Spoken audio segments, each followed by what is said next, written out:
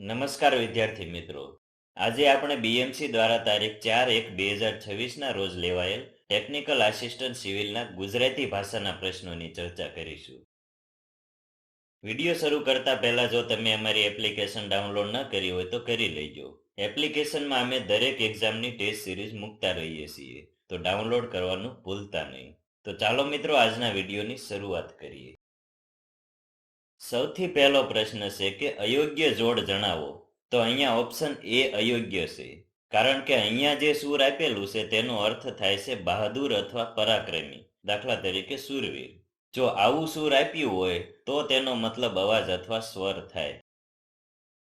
આગળનો પ્રશ્ન છે કે કૃદંત વપરાયું હોય એવું વાક્ય પસંદ કરો. તો મિત્રો, જે પદો ક્રિયાપદની જેમ વર્તતા હોય પણ વાક્યમાં ક્રિયાપદનું કાર્ય કરવાને બદલે સંજ્ઞા, વિશેષણ કે ક્રિયા વિશેષણ તરીકે વપરાતા હોય તેને કૃદંત કહેવાય. અહીંયા ગમ્યું, બન્યો, સાંભળો અને બેઠા એ મુખ્ય ક્રિયાપદ છે જે વાક્ય પૂરું કરે છે. જ્યારે લેવા એ મુખ્ય ક્રિયાપદ નથી પણ કૃદંત છે. તો જેમાં વા કે વાને પ્રત્યય લાગે તેને હેતવર્થ કૃદંત કહેવાય. અહીંયા લેવા એ હેતવર્થ કૃદંત છે. આગળ જોઈએ તો નીચેનામાંથી કયું ઉદાહરણ સજીવારોપણ અલંકારનું નથી.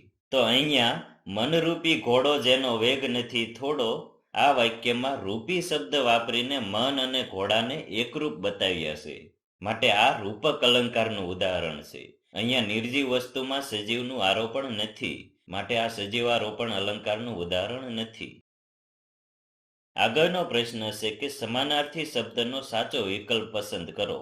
તો અહીંયા ઓપ્શન સી જવાબ આવશે, કારણ કે તમર, તિમિર અને અંધકાર આ ત્રણેય સમાનાર્થી શબ્દો છે. અને અહીંયા બીજા જે શબ્દો આપ્યા છે તેના મિનિંગ અહીં આપ્યા એ મુજબ થાય છે. આગળ જોઈએ તો ઊંઘ એની આંખો ઘેરાણી ત્રીજી વિભક્તિ ઉમેરીને કારણના અર્થમાં પરિવર્તિત કરવામાં આવેલો કયો વિકલ્પ યોગ્ય છે? તો મિત્રો, ત્રીજી વિભક્તિ એટલે કે કરણ વિભક્તિમાં થી, થકી અને વડે જેવા પ્રત્યયો લાગે. તો અહીંયા ઓપ્શન બી અને ડી બંનેમાં થી પ્રત્યય લાગેલો છે, પણ ઓપ્શન બી માં આંખોને થી પ્રત્યય લગાવેલો છે, માટે એનો મતલબ એવો થાય છે કે આંખોથી ઊંઘ ઘેરાણી. તો મિત્રો, આંખોથી ક્યારેય ઊંઘ ન ઘેરાય, ઊંઘથી આંખો ઘેરાય, માટે આ વાક્ય જ ખોટું બને છે. માટે ઓપ્શન બી તો જવાબ આવશે જ નહીં. માટે સાચો જવાબ આવશે ઓપ્શન ડી, ઊંઘથી એની આંખો ઘેરાણી. આગળનો પ્રશ્ન છે કે નીચેનામાંથી અયોગ્ય વિકલ્પ શોધો. તો મિત્રો, અહીંયા ઓપ્શન સી અયોગ્ય છે, કારણ કે વસંત તિલકા છંદમાં અક્ષર તો 14 જ આવશે, પણ યતિ 8મા અક્ષરે આવે, 10મા અક્ષરે નહીં. અને અહીંયા તેનું બંધારણ પણ ખોટું આપેલું છે. વસંત તિલકા છંદનું બંધારણ આવે ત, ભ, જ, જ, ગા, ગા.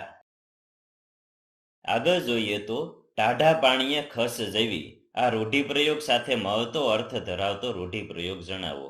તો અહીંયા ટાઢા પાણીએ ખસ જેવી જેનો અર્થ થાય છે વગર મહેનતે અથવા બહુ ઓછી મહેનતે મુશ્કેલી દૂર થવી. તો આપેલ ઓપ્શનમાં વાયે વાદળ ખસેડાવું એનો અર્થ પણ આવો જ થાય છે. આગળનો પ્રશ્ન છે કે નીચે આપેલ સાદા વાક્યને જોડતા યોગ્ય સંયોજકને વિકલ્પમાંથી શોધો. તો તમને અહીંયા એક સાદું વાક્ય આપેલું છે, તમારે આપેલ ઓપ્શનમાંથી યોગ્ય સંયોજક જોડવાના છે.